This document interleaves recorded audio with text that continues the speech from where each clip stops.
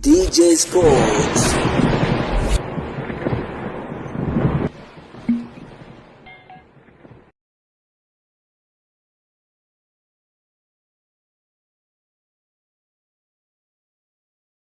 Bwana, Simba wamemalizana na Tontaras na Tontaras amesaini mkataba wa miaka 2 kutumikia klabu ya Wekundu wa Msimbazi Simba. Hii ni namba 9 kutokea pale Kongo, mmoja kati ya mchezaji ambaye so far anadaiwa kuwa kama ni mrisi wa Mayele, mmoja kati ya nyota ambaye anakipiga kunako klabu ya soka ya Agresi du Congo. Bila shaka tumeweza kuona kwamba nyota huyu akifanya vizuri zaidi msimu wa mwaka jana.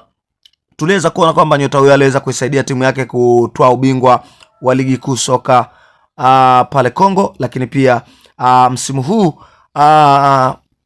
Igo du Congo wameweza kumaliza kwenye nafasi ya pili, lakini tuliweza kuona kwamba mchango mkubwa ambao aliweza kufanya mchezaji huyo. Simba Sports Club wamekwenda kupress nafasi ya Selemani Mwalimu ambaye ametimkia kunako klabu ya soka ya Young African, ambapo so far Simba Sports Club wanahitaji kupata mchezaji ambaye ataweza kuingia moja kwa moja ndani ya kikosi cha Wekundu wa Msimbazi Simba. Lakini hata hivyo Simba wanakadiriwa kuachana na Innocent Loemba. Huyu ni moja kati ya nyota, pengine akatolewa kwa mkopo ama kuuzwa kunako klabu ya Azam Football Club.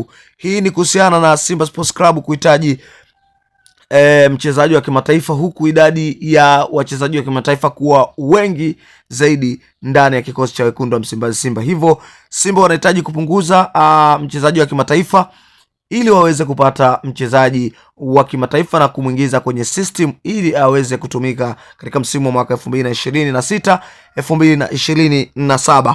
Hivyo ni moja kati ya taarifa ambayo so far imekuwa ikiheadline sana, lakini pia tumeweza kuona kwamba mapokezi kwa mashabiki wa klabu ya Wekundu wa Msimbazi Simba, wengi wakiwa wanahitaji mchezaji huyo aweze kusajiliwa katika kuhakikisha anakuja kuingia ndani ya kikosi cha Wekundu wa Msimbazi Simba. Hii ni baada ya Dumbia kutokuwa